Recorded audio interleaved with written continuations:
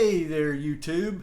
Hope you're all doing well out there. I'm shooting this on a hot Friday here in Lower Alabama. So if you're watching in real time when this comes out or within a day or two of when it comes out, welcome to the weekend. Hope you got some fun stuff planned. Anyhow, today I just wanted to talk about 3 steps to a plant-based diet. 3 simple steps to a plant-based diet. So simple, you're going to be like, why didn't I even think about that on my own? Or maybe even so simple, like, well, that's so simple, it's even stupid that you did it. If you've followed me for any amount of time, probably for more than 2 or 3 videos, you know I'm not going to suggest some crazy stuff. Stop getting so attracted to flashy things. That's what everybody's attracted to because of these social media platforms these days. You know how many detox coaches are over on Instagram? Detox coaches. So, you know, that's an approach you can take too. You can get all the coaches and take all the courses to learn how to eat. Getting somebody to teach you how to eat.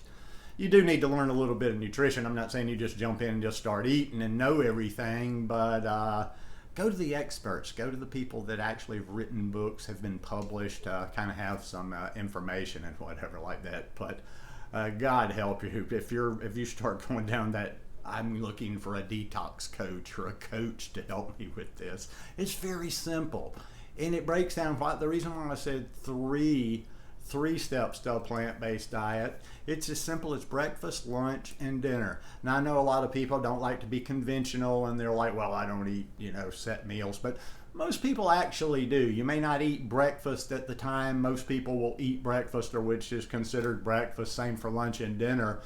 But I think the majority of people generally will have like 3 meals, 3 feedings, 3 main, whatever you want to call them, throughout the day. And yeah, you might have some snacks and eat some things in between. But so if we start with those 3 simple things, breakfast, lunch, and dinner, those 3 meals. And if you could take a slower approach, or you can jump right in. Don't jump in too fast because it does take you a little while for your taste buds to adjust, for you to for your gut microbiome to get used to eating as much fiber as there is on a plant-based diet. But to start, I just say jump in. Find yourself a plant-based breakfast that you really like. Experiment, cooked, raw, whatever your thing is, especially in the beginning. Find yourself a good plant-based breakfast that you like. Now me, I can have a smoothie almost every day if I wanted that. Or I go through phases where I have nice cream. Or sometimes some people like warmer stuff out there. Get you some really clean oatmeal. But just figure out something that you really like for breakfast. Something that you could eat, probably not as repetitive as me on a daily basis, but something that you could eat regular. And if you're one of those that needs a little bit more diversity, although you can have different smoothies, think of 2 or 3 breakfasts that you really like. Now, when you make these, you don't have to be fanatic in the beginning, but I would advise, instead of getting on to products and buying stuff in stores and in packages, this and that, start eating whole plant-based foods. Make things from real food. Yeah, you're going to probably be a little higher in fat in the beginning. You may use some things in there, and you're not going to be perfect, but in general, get to start eating whole plant-based foods. And then 2 and 3 are basically a repeat of number 1. You find a lunch that you really like, and you find a dinner that you really like. Now, when you've got a breakfast, lunch, and dinner that you really like, then you start kind of getting a little bit more narrow. You start figuring out, okay, well, maybe because of, if I'm using this, and this, maybe I need to lower my sodium a little bit. Maybe in the beginning, we all do. Hey, I can give you a little example here. Going back, over 11 years now, when I first went plant-based. When I first went plant-based, I was working. I was working writing sports. I was working for a bookie down in Costa Rica who also had a website where he just had sports articles and betting information and stuff. Anyhow, I was writing for that. I had to go. I worked mostly from home, but I did go to the office 2 or 3 days a week. And then I had a period where I had to go in for a while more than that. There's a little place right down the street. I could get a smoothie every day, and these were these were real smoothies. These were not like syrups and this and that. This was real fruit. They do that in Costa Rica a lot. But in the beginning, and probably for that first 6 months that I was eating plant-based, very high raw, every day at lunch I'd get 2 of those smoothies, but I would eat these chips, these little packaged yuca chips. Now I had looked at, I was already starting to think about nutritional information, and I had flipped around and I was looking at them, and they weren't as bad as some options. I don't think they were fried. They were lower in sodium than like having potato chips. They were lower than a lot of snacks you had, but they were just very thin, very crispy. If I remember correctly, not a lot of fat in them. And like I say, for 6 months, I'd have, every time I went to the office, I'd have those 2 smoothies and those chips. But in the back of my head, I'm like, you need to ditch those chips.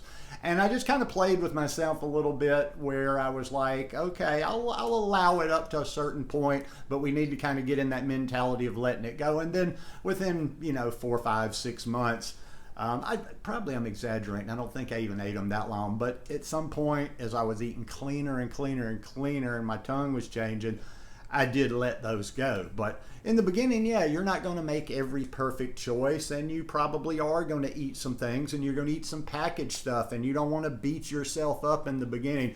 First thing is, if you're eating basically the standard American diet, and if you want to go plant-based, I'm not here to recruit, I'm not here to preach at you, I'm just here to talk to people that have decided, hey, I want to go plant-based, and they're trying to figure out how to do it.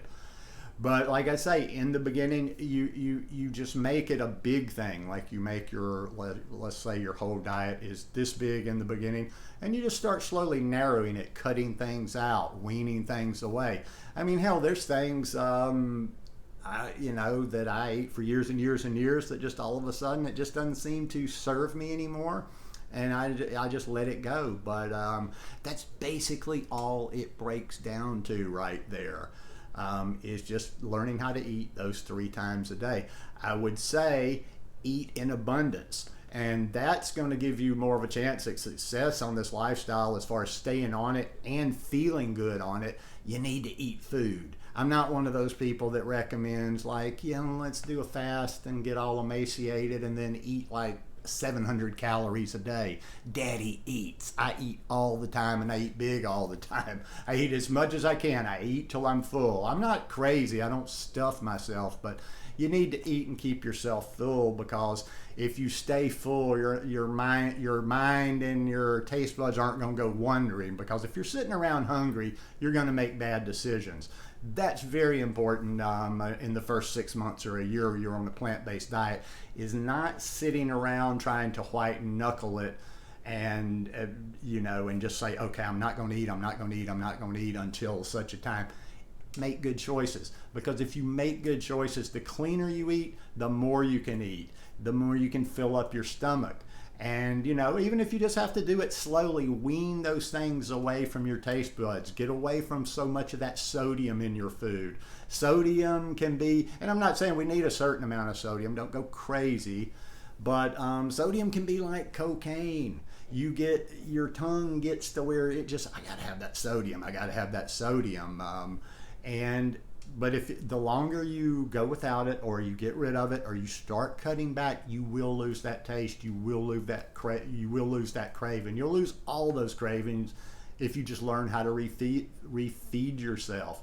Got a sweet craving? There's plenty of fruit. There's plenty of little treats that are, a lot better for you than the things that you're going to buy in the store. Even those vegan products. There's only one product I've seen in the store that I'm like, I'll eat those every once in a while. I forget the brand of them, but edamame. I can get these little wasabi edamame, and it's basically edamame, wasabi, and maybe one other ingredient in there. Sodium content's good. The fat content's good. Obviously high in protein, but it's just as simple as that. Don't try to complicate this. Don't go after flashy stuff. It's eating. You've been eating your whole life. You're just adjusting it a little bit. But anyhow, just my 2 cents worth. I hope you guys enjoyed it today. If you like it, please give me a thumbs up. Have a beautiful weekend. May or may not do a video this weekend, but I'll see you here real soon. Peace.